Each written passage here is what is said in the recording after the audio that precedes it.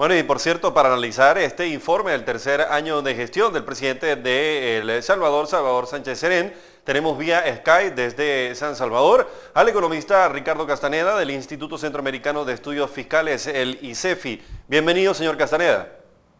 Un placer, muchas gracias por la invitación. Vamos a tocar con usted el tema económico, ¿no? Dista mucho de la realidad de la economía actual que el presidente presentó con estas cifras y las que ustedes manejan en un informe que recientemente también han presentado. Bueno, efectivamente el país, a pesar de que ha crecido arriba de su potencial económico, de acuerdo a las cifras del Banco Central de Reserva, el potencial económico de El Salvador es un crecimiento anual de 2 puntos del PIB. El año pasado, de acuerdo a las estadísticas oficiales, cerró en 2.4%, aún sigue siendo un crecimiento insuficiente y sigue siendo el más bajo de la región centroamericana.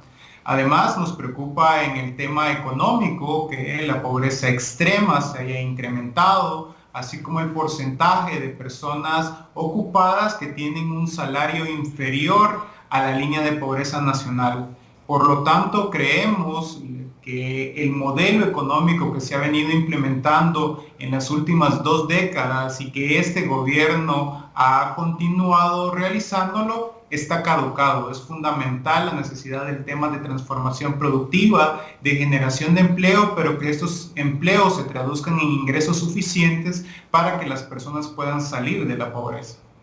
El Gabinete Económico también recientemente ha presentado, ha reiterado la necesidad de aprobar en los próximos meses una reforma de pensiones que pueda solucionar los efectos de la deuda previsional que tiene El Salvador, que parece que ha sido la causa de la debacle fiscal en su país. ¿Cómo se está manejando esto y cómo queda durante estos 3 años de gestión que recientemente está presentando este balance el propio presidente? ¿Cómo queda esta información que tiene que ver con la crisis fiscal en El Salvador?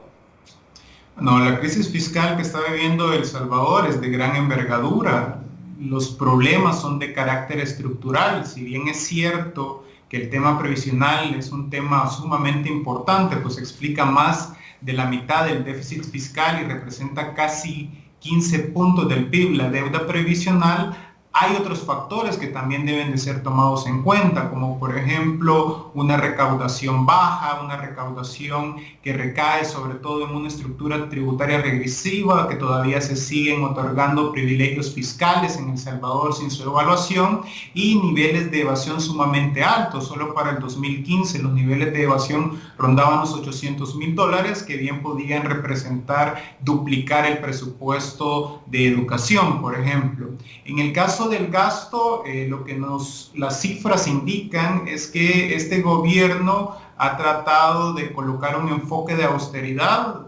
Hay una caída en el tamaño del gasto del gobierno central como porcentaje del Producto Interno Bruto, y además este enfoque de austeridad ha afectado a la inversión social. Los niveles de inversión social para este año únicamente se pueden comparar con los de 2010, es decir, hay un retroceso de casi 7 años en las inversiones sociales que se estaba haciendo el país, y obviamente esto tiene consecuencias en el bienestar de la población.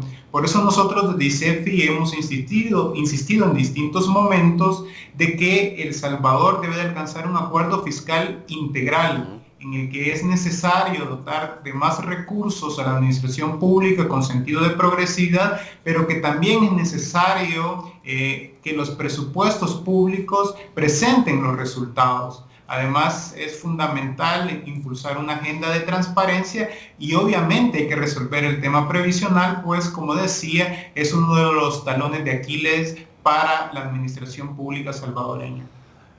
Señor Ricardo, en noviembre de 2016 las principales fuerzas políticas en su país firmaron un primer acuerdo fiscal. Falta ahora voluntad política para resolver entonces esta crisis que, como viene usted diciendo, pareciera que es el centro de todo el problema, ¿no? Y el problema económico que se vive en su país.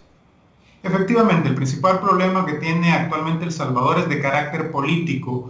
Cuando se firma y se aprueba la ley de responsabilidad fiscal, nosotros advertíamos que lo más difícil estaba por venir, pues en esa ley se planteaba un ajuste de 3 puntos del Producto Interno Bruto para los próximos 3 años, pero no se especificaban cuáles iban a ser las medidas que se debían adoptar. Hasta la fecha, ni el gobierno ni la oposición han presentado un documento con una propuesta técnica que indique cuáles son las medidas que se quieren impulsar.